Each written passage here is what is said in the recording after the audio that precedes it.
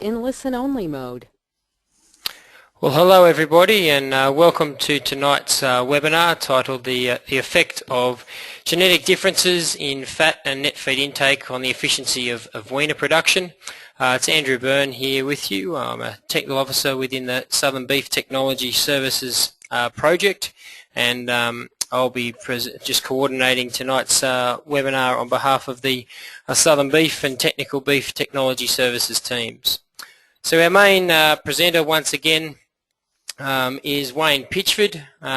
Wayne was presented our webinar last week, and Wayne is currently a Associate Professor at the University of Adelaide, and of more relevance to the beef CRC work is he's been a program leader of all the maternal productivity projects. So he's very well versed in tonight's topic, and we're very thankful to have someone of his calibre with us.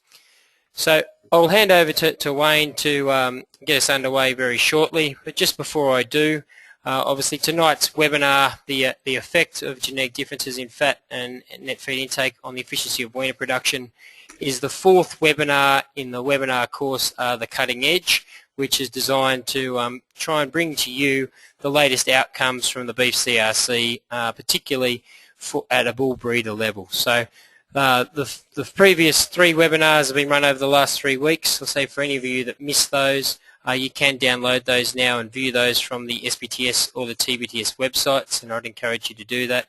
And likewise, there's 2 more coming up, which if they're of interest to you, you can register for. So, welcome everyone. You should be able to see the title slide on my presentation. Is that right, Andrew? Yes, you should be able to now. Yep.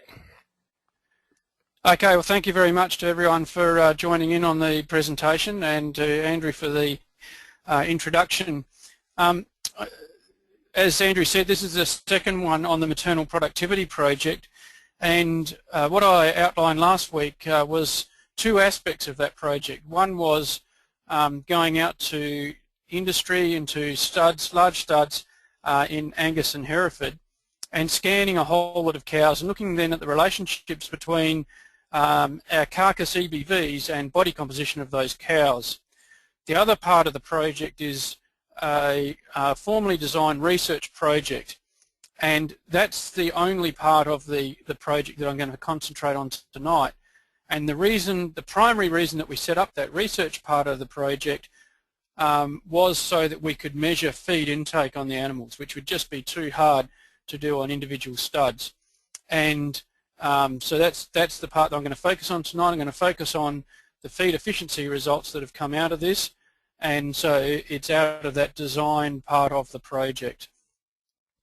So just to remind you of the design of the project that we had, was we had 4 different lines of cattle, and one of the issues that we wanted to address was that as breeders select for changes in body composition or improve feed efficiency, then the concern that some have had is that under tough times that there may be limits to maternal productivity. And so the key thing was not only to look at maternal productivity, but to actually have different nutrition treatments.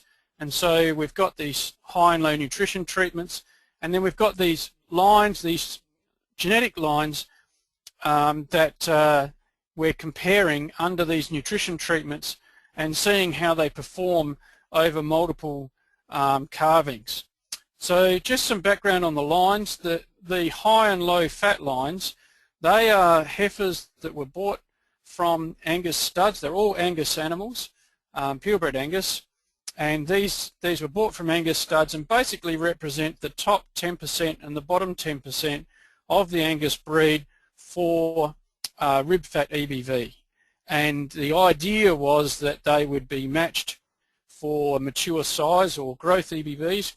We didn't quite achieve that. The low fat line ended up the bigger, later maturing type animals, but they represent the top and bottom 10% of the breed.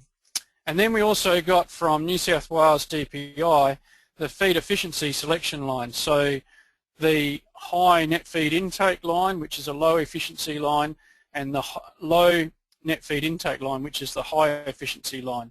The idea here, these animals have been selected for 3 generations for either high or low feed intake. Obviously we want animals that will eat less and produce the same amount. So after 3 generations of selection, we've definitely made progress in post-weaning feed intake. The key is, have we actually made progress in feed intake or efficiency of the system on pasture? And then is that the case just under good feed, or is it actually under case when we restrict feed as well?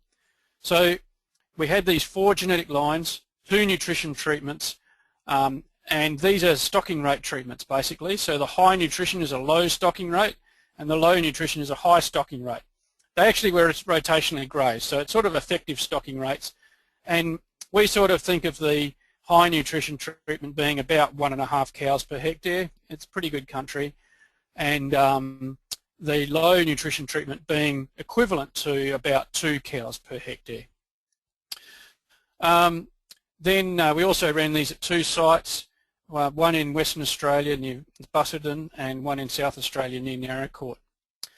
So I'm going to talk about these combinations. I won't talk about the 2 different sites, but talk about the interaction between the nutrition levels and the different genetic lines. One additional thing I should point out with the lines also is that the net feed intake lines, they are smaller cattle. So I'll show you now the breeding values of the lines. Here's what I've got along here: low fat, low feed intake, high feed intake. And if you look at the fatness EBVs of these lines, this is the average EBV of the animals in these lines. The low fat ones were minus 1.4 mils. The average is roughly 0, so 1.4 millimetres below average. The high fat ones 1.1 millimetres above. The low NFI ones 0.7 mils below, and then the high NFI 3 mils above. And if the high fat ones are representing the top 10% of the breed, you can see the high NFI animals are very fat, really much smaller. If you look at mature cow weight EBV, 52 versus say 91 for low fat. So quite big differences in mature cow weight EBV, and so the high NFI animals are really a shorter, earlier maturing type of Angus. Almost one of the things we've said before, that if the low NFI is sort of yesterday's Angus, then the high NFI is the day before. So they're quite a bit different in type between them. It'll be interesting as we go through the seminar to see how big that difference in type, how big an effect that actually has on efficiency of the system. The low and high net feed intake lines were selected on differences in feed intake, and so the difference there is between minus 0.5 and plus 0.7, and that's in kilograms of feed per day. So a difference in their average breeding value of 1.2 kilograms of feed every day. And so that's quite a substantial difference in their feed intake. Their 200-day weight EBVs, they reflect the mature cow weight EBVs pretty much. So sort of go from smaller to bigger cattle in 200-day and also mature cow weight EBV. And interestingly, no difference between lines, between the NFI lines or between the high and low fat lines in their milk EBV. So when I start showing you differences in growth or feed intake or whatever, especially within the fat lines or within the NFI lines, it's not because of milk EBVs, it's more likely because of growth and fat EBVs. The other thing that I should point out is the days to calving EBV. Negative is better here, a smaller number is better. And so the best line here in terms of days to calving, the shortest days to calving, is the high fat line, -3, the low fat -2 there, or -1.9. Similar value for the high NFI, and then the low NFI has a value of plus 0.6. So there is some difference there in days to calving. Within the fat lines, we tried to match these for size, but it was actually quite difficult to do that when we went to go and buy these animals. So I've pointed out the difference in fatness between the lines. I've pointed out the difference in net feed intake between the NFI lines, and then the difference in fatness also between those net feed intake or feed efficiency lines. So the messages that we came to last week, and today's talk really does build on last week, so it's important to revisit those. Firstly, that cow body composition is related to current carcass EBVs.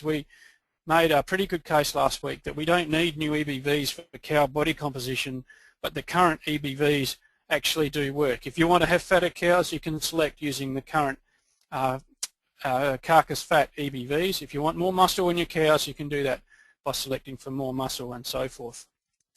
We also saw that heifer fertility was related to the fat EBV, and under a 9-week joining regime, the difference between the high and low fat lines was 8% in heifer pregnancy rate.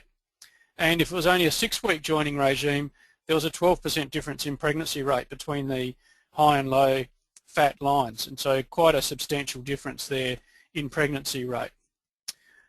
We also saw that the difference between the net feed intake lines was similar to the differences between the fat lines, in that sort of on average, a smaller effect, but on average the high net feed intake line tended to be fatter and have higher reproduction. Then also demonstrated that the fertility differences that were quite big in heifers and then still there but smaller in first calvers, in mature cows really weren't significant, and it appears there were some small differences there, but we weren't able to show that they were significant differences. So it appeared that the differences between those lines really declined as the animals matured. I then put up this table here of results to show, to give people some targets for when they're raising heifers based on weight and on fat. So I've got rib fat across the top in millimetres, that's those numbers there, weight down the side in kilograms. And so gave people some targets to say, well, how big or how fat, basically how good a condition do my heifers need to be at 400 days to get a certain level of pregnancy. And what I've done here is I've put 95% and above in the green zone, 85% and above in the yellow, and below 85% in the red zone. Now, I was asked a question last week, is this under a 9 or a 6-week joining? And I'm pretty sure I gave the answer it was under a 6-week joining, because I could see there was quite severe effects here. Turns out I was actually wrong, that it was after a 9-week joining, and if you actually look at these targets under a 6-week joining regime, then the situation becomes that much more severe. And so it just shows under a short joining, which is becoming more and more common, that heifers really need to be growing really well and in good condition prior to joining if you want to get good pregnancy rates. Andrew, I might just pause there in case people have questions from that material that I presented last week. Well, certainly I'd invite questions, Wayne, now if people do have any questions of that. We do have one question which has come in, which is a point of clarification about the, you put up the mature cow weight EBVs of the different groups of animals. It's just a question just to clarify exactly what that mature cow weight figure is. Okay, so that's these figures here. The mature cow weight figure is the weight of the cow taken at weaning, and these are in kilograms, so it's saying that this one is plus 91 kilograms. It's the average of the low fat line, and it's saying on average they're 91 kilograms heavier than the first 200 Angus that were recorded in 1985 or something like that. Now, I can't remember the exact current mature cow weight EBV for Angus, but I think it might be around about 70 or 80. So these animals are just, the low fat one's probably above average and the high fat one's about average, I suspect. Andrew, do you know the average figures? I should know the answer. I think it's about plus 80, yes, is the, so I think your explanation there is about right. So certainly for those heifers there that we would have been looking at in this project, they, correct me if I'm wrong, Wayne, they wouldn't have had their own mature cow weights taken, but they would have had EBVs based on the kind of weights that would have been taken on their female relatives, so their dam and their sisters and those type of things, I presume. That's a good point, Andrew. All of these measurements, all of these EBVs here are based on their mid-parent averages. And the reason for that is we didn't want their own data to bias the results that we get in the project. So these are all based on mid-parent values. Okay. One other question which has come in, I think relates to that table which you just had up there, but do you have the Dystopia levels for the different heifer weights and fat profiles? That's a good question. There was actually very little Dystopia in our project, and so it was so low that it was very hard to actually analyse that data. The incidence was just not high enough to produce an equivalent table to this. I understand people being concerned about growing heifers too big and ending up with Dystopia, but our message, I think, would be get them up as good a condition as you can prior to joining and then manage them carefully after joining. Okay, well that's all the questions we've got at the moment, Wayne, so I'd encourage everybody to keep sending your questions in and we might be able to continue with the presentation. Thanks, Andrew. This is basically the point that we're at last week, was saying how do weight and condition relate to pregnancy rate. What we're going to focus on now is, okay, it's all very well to look at percentage of heifers getting in calf, but how big a calf did they actually produce? So here's the results here. So I'm going to go through this pretty carefully because I've got lots of graphs of a similar style to this one. I just want to make sure people can follow what we've actually got. But I'm using the same colour scheme and the same format all the way through the presentation. So let's just go through the lines. The light blue line there is the high fat line. The yellow is low fat. The orange is high net feed intake, which is a low efficiency line. And our low NFI is our high efficiency or low feed intake line. If you're wondering why we're using these colours, well, it's a very odd reason, but it actually by chance reflected the colour of the ear tags that were used with the first group of animals for the different groups. We then manage them under high nutrition and low nutrition. So we've got 8 groups of animals. We've got 4 genetic lines and we've got 2 nutrition treatments. So generally the 8 groups are worth presenting all of their means. Sometimes I'll only present 4 different bars if there's no difference between the nutrition treatments. And then what I've got in this case here is weaning weight up the vertical axis, and I've started this one at 200 so that, well, because I'm a used car salesman, I'd like to make the differences look really big. If I cut it off at 0, they'd be much smaller. So you can see the differences between the treatments clearly. I've started this one off at 200 and goes up to 320. Now the average age of these animals at weaning was 207 days. And so what should be evident from this under high nutrition is that the high and low fat lines, which were the lines bought from current Angus studs, they grew really well. So they're averaging there like 290 kilograms at 207 days. So, you know, really good quality weaners. And the low fat line were heavier than the high fat line, which reflects the difference in EBVs that I showed a minute ago. The other thing that should be evident is that the fat line animals were heavier than the feed intake line animals that had lower weight EBVs. And once again, the line out of those two, the line that had the lower growth EBV also had lighter calves. So just a simple demonstration that genetics works, and pretty much those differences all reflect the difference in EBVs that I showed you a minute ago. One point that I should point out here is that these cows, this is the EBV that we showed, was the EBV of the heifers and the cows, and that these cows were all mated to the same bulls, exactly the same bulls. So all of the difference in weaning weight that is there is all due to the genetics of the mum, not due to the genetics of the dad. And then the next thing I should point out is these particular weights are the weights from mature cows. So from second calvers onwards, the results that I'll show you sort of from now on will include first calvers as well as second and third calvers, but this particular one is for mature cows. So I've pointed out the difference between the current industry animals and the research herd animals.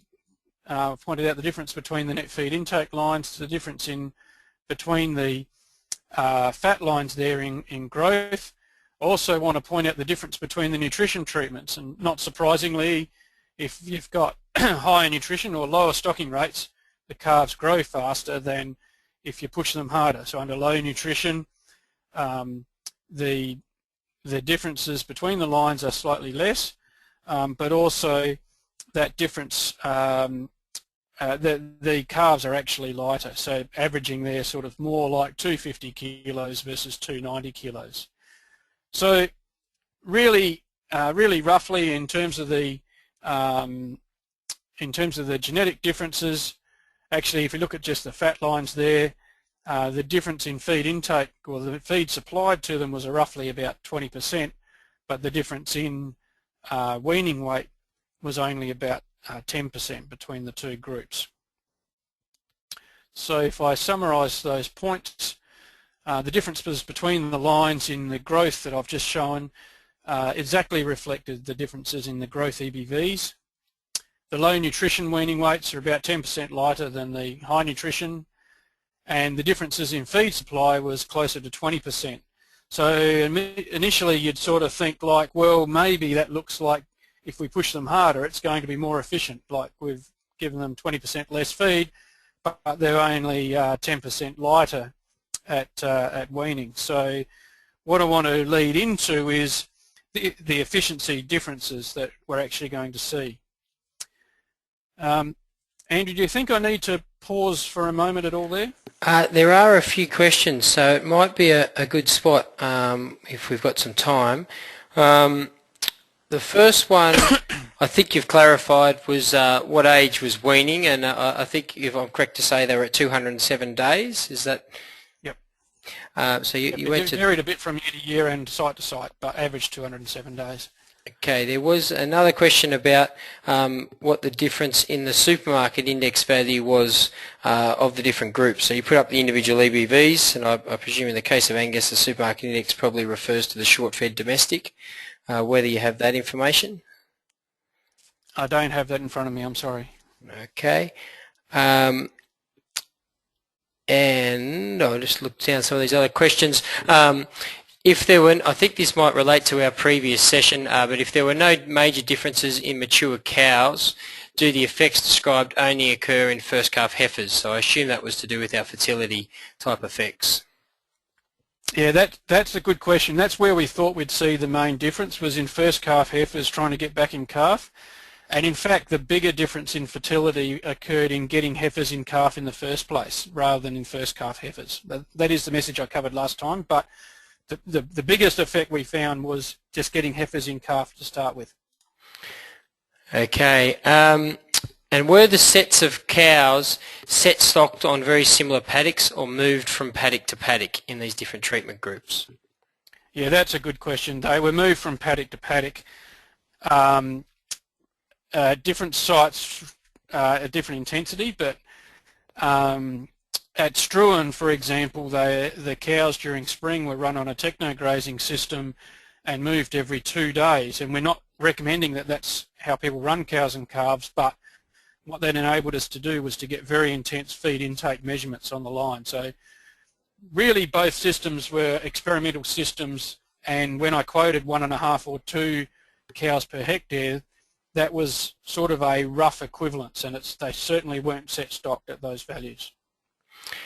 Okay, there's a few other questions there, but I think they relate to topics which you're going to cover in the next couple of slides. So we might move on, Wayne. Okay, thanks, Andrew. So what we looked at there was weaning weights of effectively individual animals. So it was the average weaning weight of a calf in the different groups. What we're going to look at from now on is the actual group data. Now, when I'm selling this project to people, I quite accurately say that we've got 64 groups of animals over 3 different years or 3 different calvings with weekly feed intake measurements for those groups. So there's a really large amount of data. Now, these 64 groups by 3 calvings, if you multiply that out, you get 192, but we're still in the process of analysing the data, and the data I'm going to present tonight is from 152 of those groups. These groups are a function of the 8 groups that I have already introduced. So the 4 different genetic lines by 2 nutrition treatments, and then we have replicates of those groups. So that's how we start getting the large number of groups. The other thing that is important to realise from now on is that in each of the groups of animals that were sort of basically raised together for the 3 years, there's some dry cows there as well as wet cows. So in a minute I'm going to show you some results for weaning weight, and it's the weight of calf weaned per cow joined, not weight of calf weaned per cow weaning a calf. So we've got dry cows in there, and averaged across the project the weaning rate was about 84%, and this includes first calvers, second calvers and third calvers. And just an aside, there was actually no difference between the high and low nutrition treatment in weaning rate when it was averaged across those 3 groups, first, second and third calvers. The other thing is that cows calve over time. They don't all calve on the same day, and so we need to take into account the lactation length and some of the differences between there are differences between the treatments. The average lactation length was 207 days, but I'll show you that there was some variation between the different groups. Another important point is that when we're looking at the output from a yearly production system in this case, we don't only want to look at the output in terms of weaning a calf, but we also want to look at the weight that a cow has actually put on during that time. For example, a cow that loses a calf may actually gain as much weight or almost as much weight as a cow that's raising a calf, and albeit at a lower value per kilo, at least she's still going to put on some weight during spring. So we need to look at cow weight gain as an output from the project as well. And then the feed intake that we're measuring, we never measured individual feed intake, we measured group feed intake, and that's why we're focusing on the groups in this particular data. Okay, so some of the things that are now important to realise as we get into this efficiency data is the weaning rates of the different groups.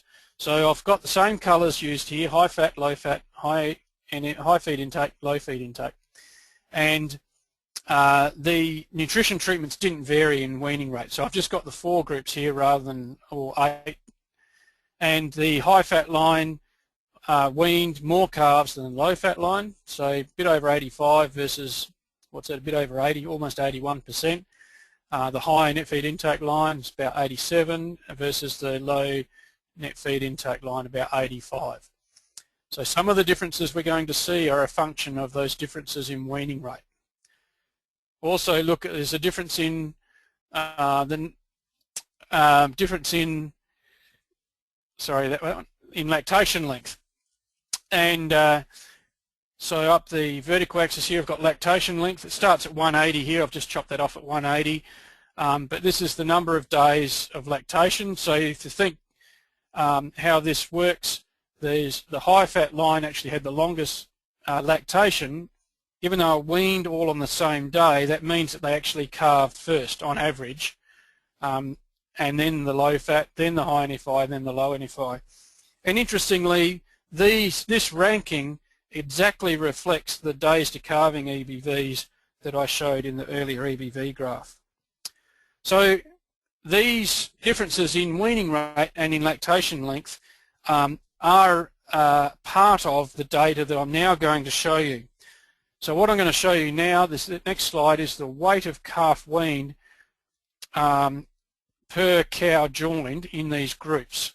So instead of values around the 290 mark for weaning weight, we've now got a much lower value, averaging about, what's that, 220, 230. This is weight of calf weaned, and the low nutrition treatment slightly lower there. You can see under both nutrition treatments, the high fat line weaned the most, and this is a function not only of growth, because the highest growth line here was actually the low fat line, but the low fat line had less calves. So the high fat line weaned more calf, the low fat line weaned less. They were actually bigger calves, but there was less of them. And it's also a function of that lactation length that I showed you a minute ago. On average here, the high nutrition treatment weaned 12% more calf than low nutrition, and the high fat was on average 6% greater than low fat. So there's some of those differences there. You'll actually hear me quote figures later on, and so this weight of calf weaned is a pretty big driver of some of the efficiency results that I'll show you a little bit later on. What I said a minute ago was not only is output of the weaning weight important, or weaning weight an important output from the herd, but also calf weight changes or cow weight change is an important output as well.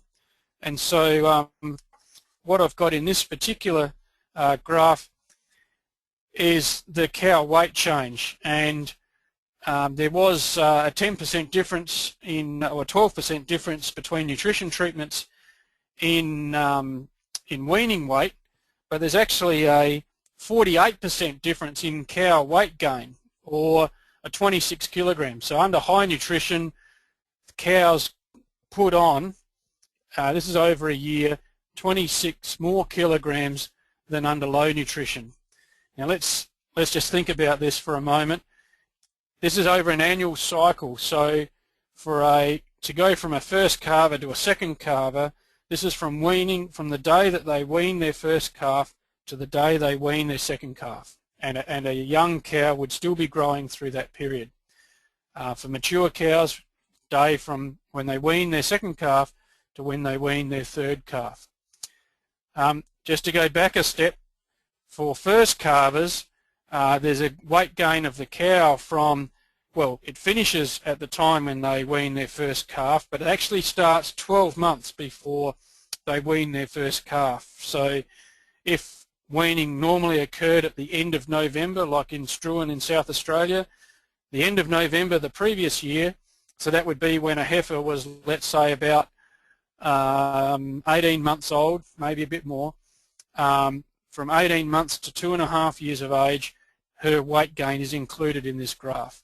So you've got cows that are growing through this period, and it includes the weight gain of those dry ones as well. So possibly should pause here again, Andrew, just to make sure that people get the differences between the treatments in the weaning weight output and also in the weight gain that's shown here. Okay, Wayne, we've got a few questions, not necessarily relating to exactly that, but just a few points of clarification, just particularly about how net feed intake was actually measured, and was it average dry matter eaten?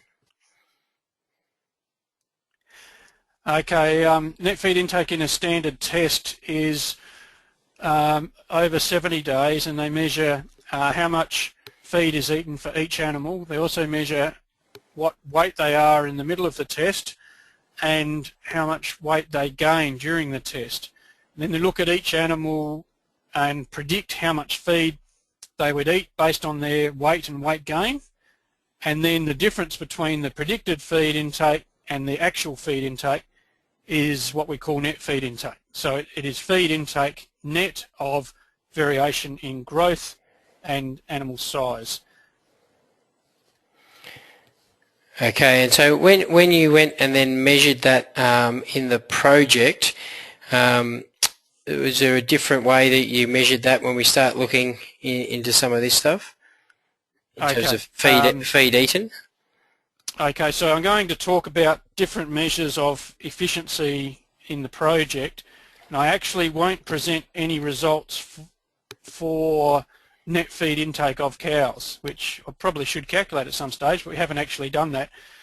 The net feed intake lines are based on the standard post-weaning test, and what we're doing is we're saying if you selected these for high or low net feed intake, what would happen on pasture? And I'm about to go through a series of measures of what actually happens in terms of the feed they eat and how efficient they are on pasture based on those measures. So, but I won't actually calculate cow net feed intake, if you like. Right, okay. One other question here.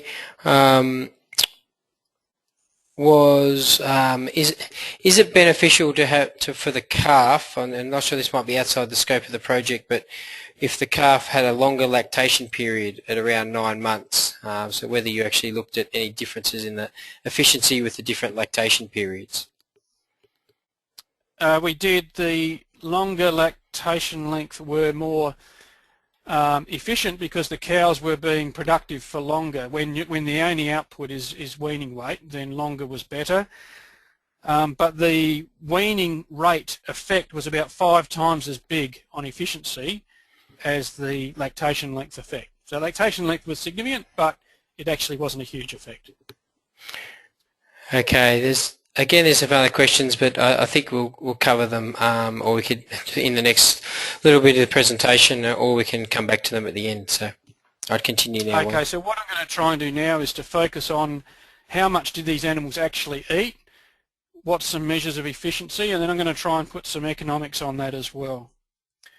So here's the amount of feed that's actually eaten. Now it's by the group, but it is done on a per cow basis.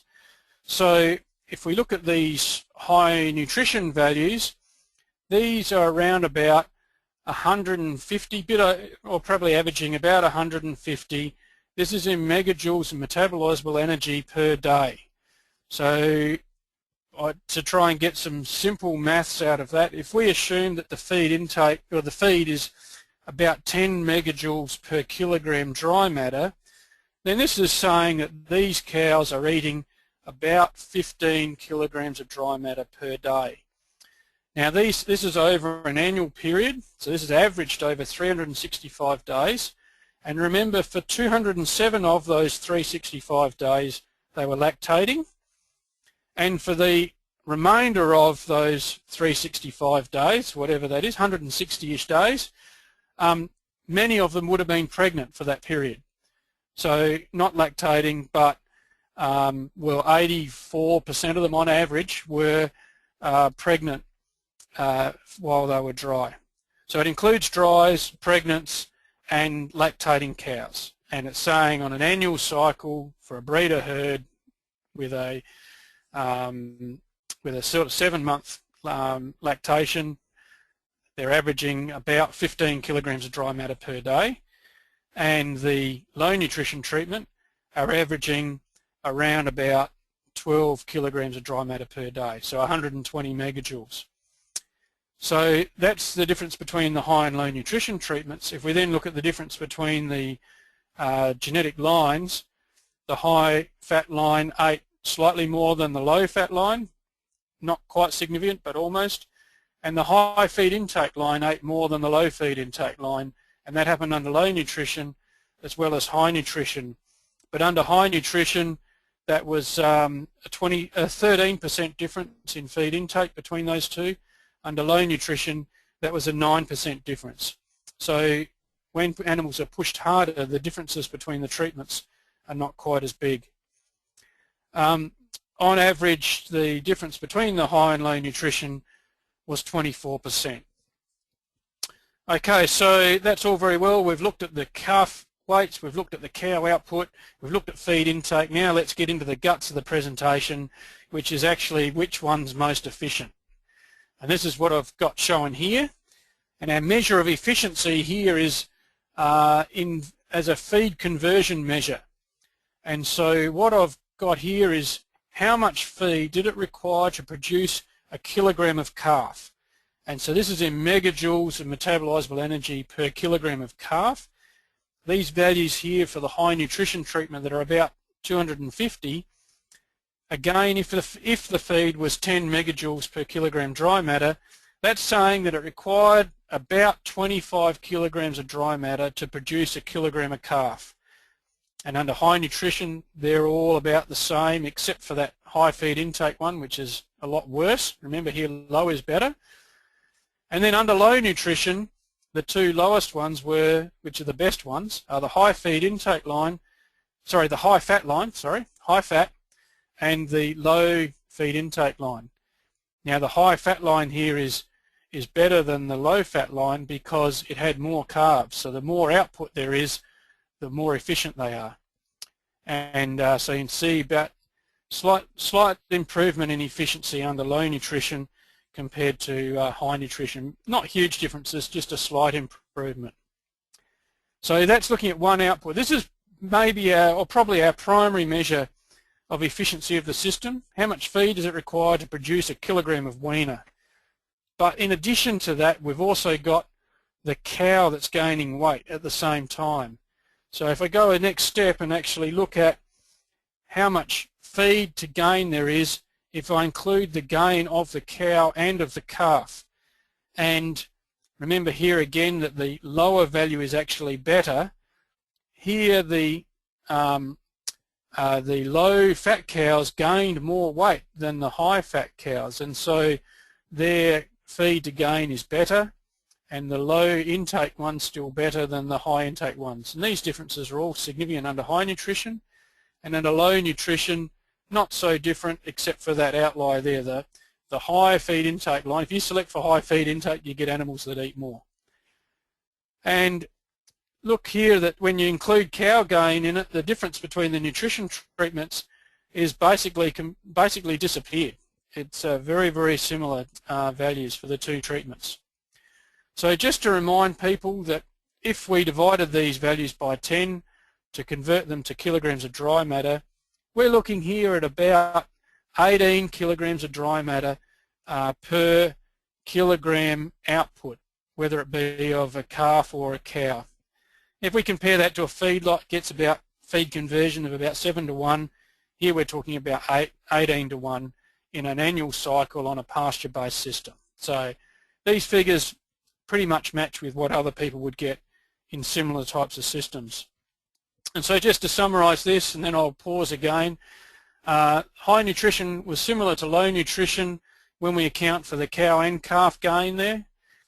The low fat line was better under high nutrition. The high fat line was better under low nutrition. So here we've got a classic genotype by environment interaction, or a situation where it's horses for courses. So which was better, low fat or high fat? Well, it depends on your nutrition regime. So feed them more feed, you can push production better. Back off on your feed, well, push the animals harder in terms of stocking rate, you might need some genetic fatness in the system. So it's a classic switch around here. And then lastly, in terms of the net feed intake, selection for net feed intake works. So the high efficiency line, which was the low net feed intake line, was always better than the high feed intake line, always more efficient. So Andrew, I'll pause again there. I've only shown 3 graphs, but this is the crux of the efficiency results, and then after this I'm going to try and put some economics around what I've been saying. Okay, thanks Wayne. Some fairly complex and powerful messages in there. We've got a comment here, or a question about whether the low nutrition was actually low enough, and I think I've heard you present this before. That question's also come up. So do you have any comments on that? Yeah, we regularly do have that question. There's a few answers, and you've sort of seen me squirm, Andrew, and try and answer this.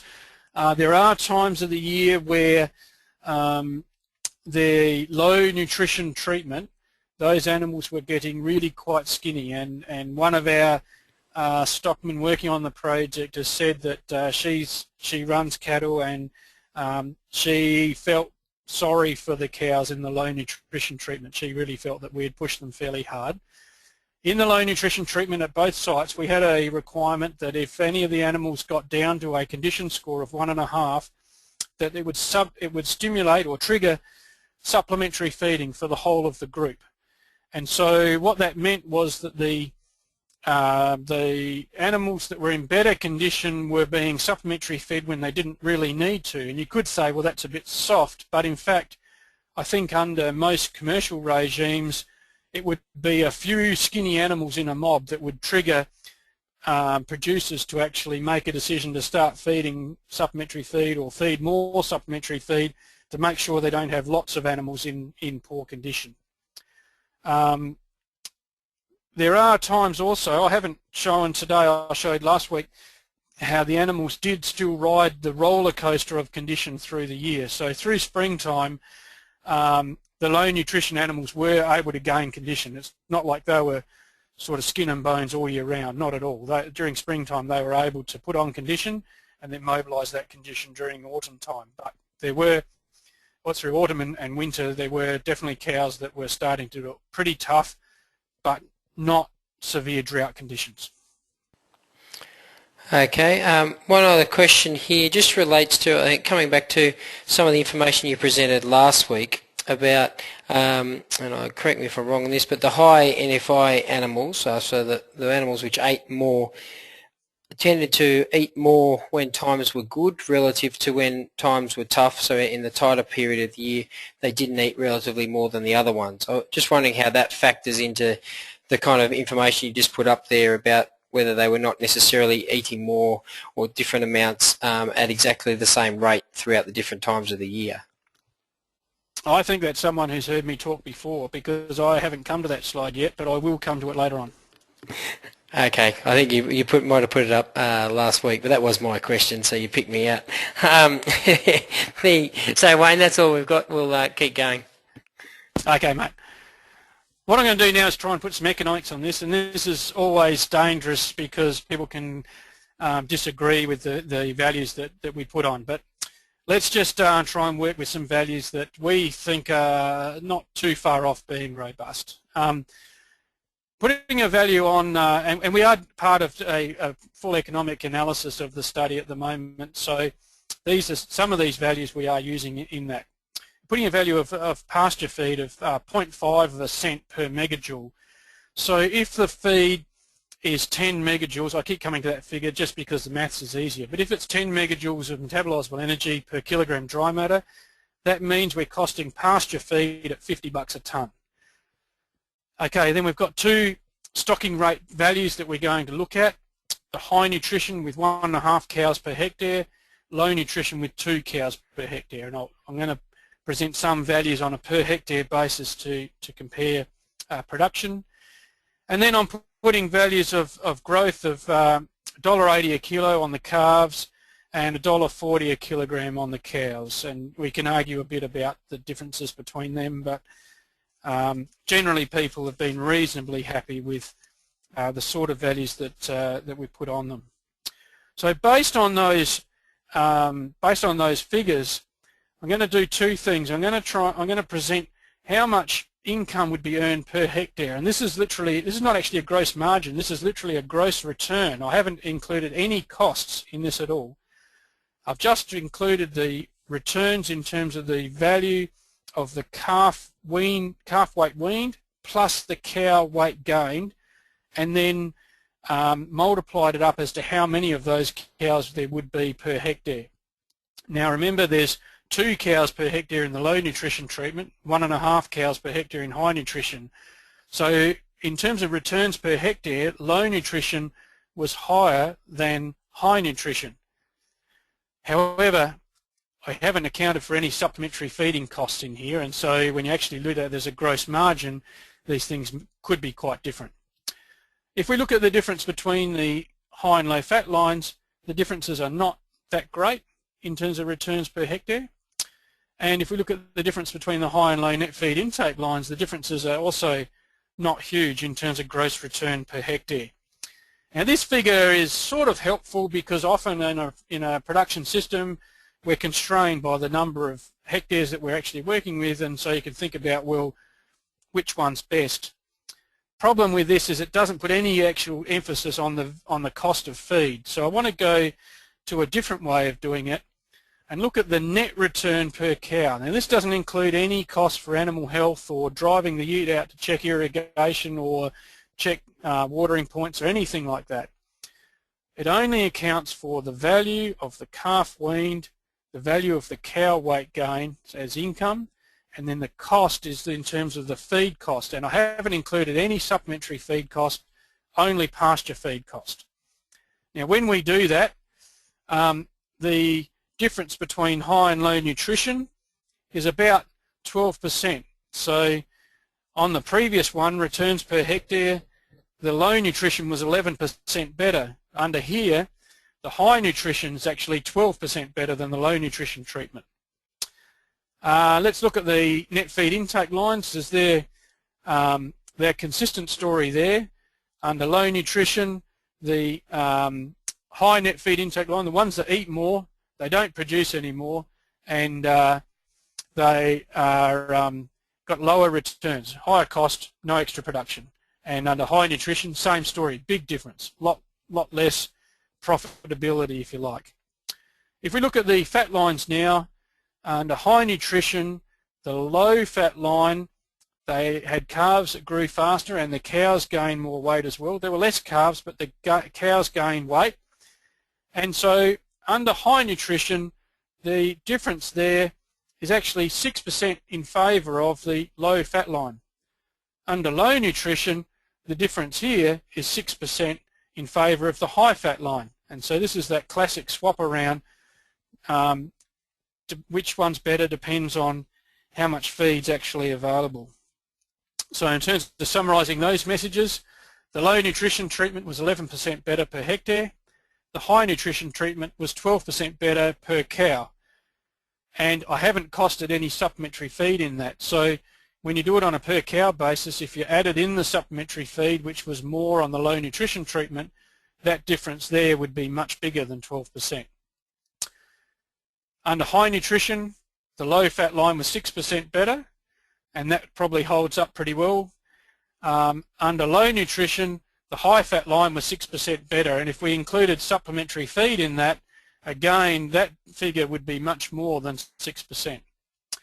And then selection for post-weaning net feed intake works. So the high efficiency line, which is the low net feed intake line, was always better than the other one, than the high intake line. And then here's what you were asking about a minute ago, Andrew, is when did they actually eat different amounts? So this is now an annual intake for the high net feed intake and low net feed intake lines. And if we look at the other periods of the year other than spring, they're exactly the same, or almost the same in their feed intake. Under restricted feeding, not that much difference. When we look at how much each of these lines ate during spring, the low net feed intake line, a fair bit of their intake was during spring. And these animals are lactating here, so this is actually cows plus calves. They're lactating through this period, so even though it's only about a 3-month spring period in these graphs, a big portion of their intake. But look at the difference between the lines, a big difference between the lines in their spring intake rather than their intake at different periods. So you could say, well, even though the high net feed intake line always ate more and always came out worse in terms of efficiency, most of that difference was actually during spring, when often our feed utilisation is really quite poor. So just that's one of the messages there is looks like there's huge differences between the net feed intake lines, but depends on what value you put on spring feed as to how big an issue that actually would be. Next thing is on the supplementary feed. I've alluded to this a few times, but I want to just get this point across really, really strongly. We haven't actually finished analysing this by a long way. We're still working on this, but one point that people should take home is that every single time under the low nutrition treatment, supplementary feeding was triggered by either a low fat line animal or a low net feed intake line animal. In other words, those that carried less condition coming out of spring were always the ones that triggered supplementary feeding. And here's a really rough way of doing things, but what we reckon could be the scenario. So it's a work in progress, but possibly the low fat line required a month's extra supplementary feeding at, let's say, 10 kilograms per day and $130 per tonne. Possibly that low fat line are actually requiring an extra $39 worth of feed compared to the high fat line, which is pretty serious in terms of profitability. So, and you know, many could argue that I've undercosted the value of supplementary feed in that scenario. So I'm now going to try and summarise the messages across the 2 weeks. The cow composition is related to carcass EBVs. So if you want fatter animals or more muscly animals or bigger animals, can use the current EBVs that we have and you will achieve that. We found big effects of body composition on heifer pregnancy rates, but smaller effects on cow pregnancy rates. The efficiency of weaner production was related to both the fatness of the lines and the stocking rate. Depends on the efficiency measure that we use as to which specific ones came out best, but generally the fatness and stocking rate effects were affecting our efficiency of weaner production.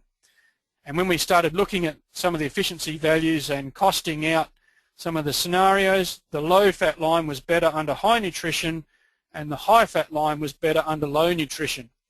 Now, in terms of managing risk, it's possible that these high and low nutrition treatments are not necessarily the stocking rate treatments that you have on your farm, but actually represent good years and bad years. So under good years, the low fat ones, which are more productive, may be better for you. Under tough years, maybe you need some genetic fatness as an insurance. Also, we found the low net feed intake line was always more efficient than high net feed intake, and we're actually currently working on these supplementary feeding issues. So sort of stay tuned over the next few months to see how they actually come out. Andrew, I'd just like to finish by saying thank you for the opportunity to be able to talk to people tonight and to be able to lead what has been a wonderful large team of people across Australia. It's been a real privilege to be involved in this project. Okay, thank you, Wayne, and I'll probably also take this opportunity before we just have a few questions to thank you for your time, both tonight and also the previous week. So I guess one of the privileges that we as the SPTS and TBTS team have had is to be able to provide to members of the Breed Societies participating in our project the calibre of presenters such as yourself to take people through quite a complex topic and provide the latest research. So it's very much appreciated. And on behalf of all the attendees, I'd just like to thank you for your time. With that, having said that, we won't get you off too easy. There's a few questions coming in as people try and put all that together.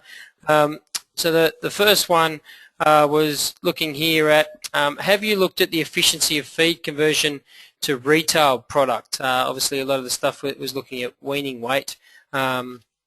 And the question goes on to say correlations of fat and net feed intake with dressing percentage and yield might change the rankings, and beef production should be about producing meat most efficiently, not bone and other waste product. That's a good point. The low fat lines, we haven't talked about muscle at all really, because more muscle was always better in our scenario. We haven't got muscle lines with feed intake measurements to see exactly how they went, but well, I'd be quite confident that having more muscle would increase the amount of retail beef yield and would not actually come at a real cost in terms of feed requirements.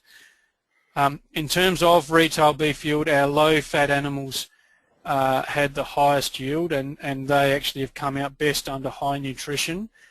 And so if you put a yield scenario on that, they would come out even better.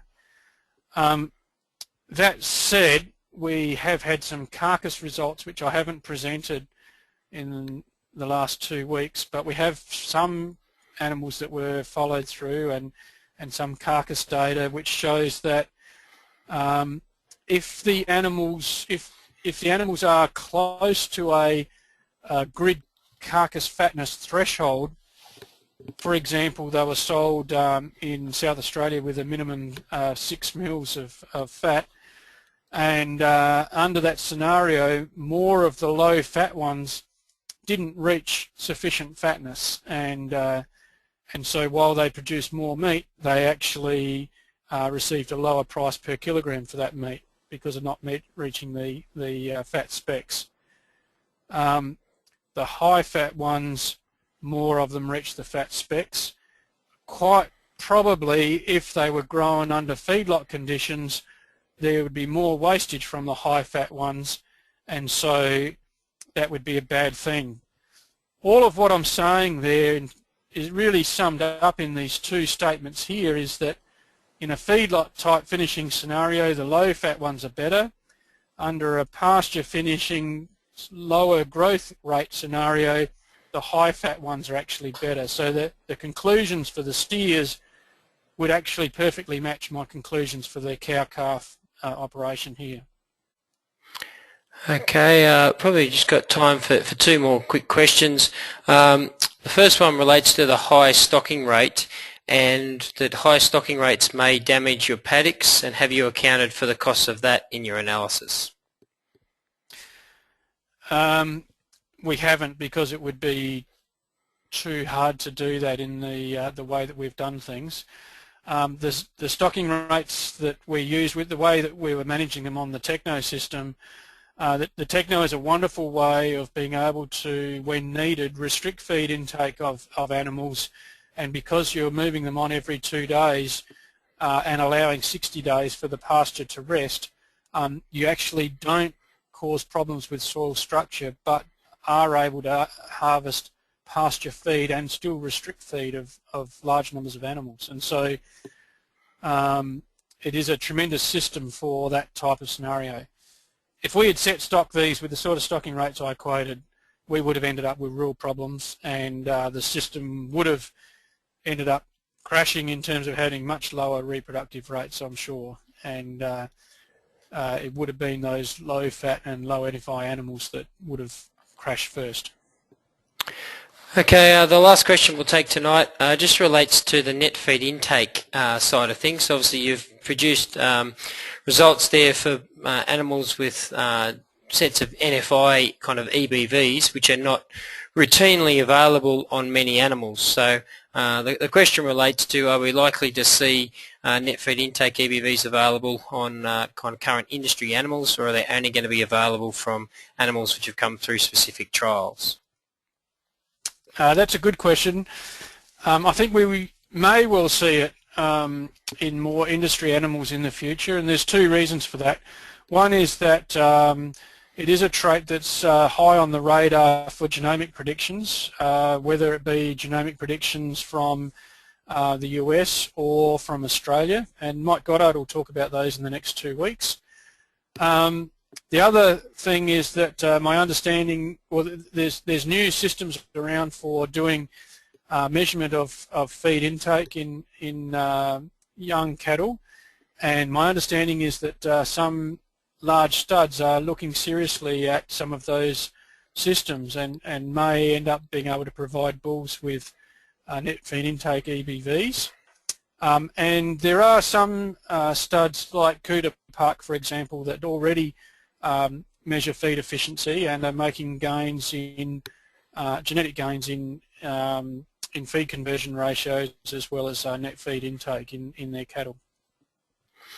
Yes, certainly. I think that summarises it pretty well, Wayne. There's certainly hasn't been many animals go through recently, but it looks like with some new systems in place and also the progeny test programs with the genomics focus, we could have more bulls with net feed intake EBVs available in the next couple of years. So Wayne, if I could just get you to change the presenter back to myself, we might just quickly finish up the presentation.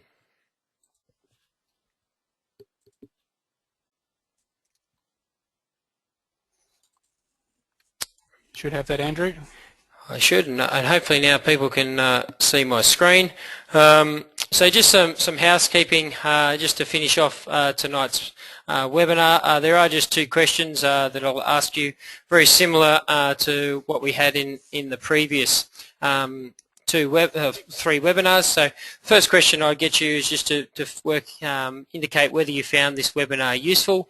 We just use this for our kind of feedback and trying to improve the system. So just get you to rank your feelings there from strongly agree down to agree, unsure, disagree, and strongly disagree. And we'll just leave that up there for a second to give people time to vote.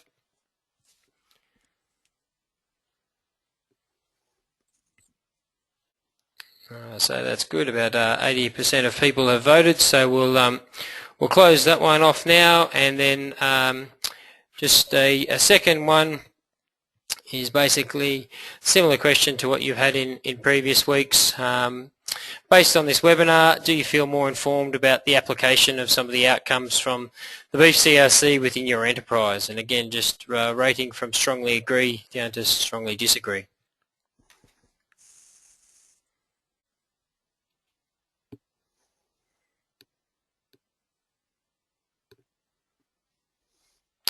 Okay, that's great. So we've got about 80% of people there that have voted, so we'll close that one off now.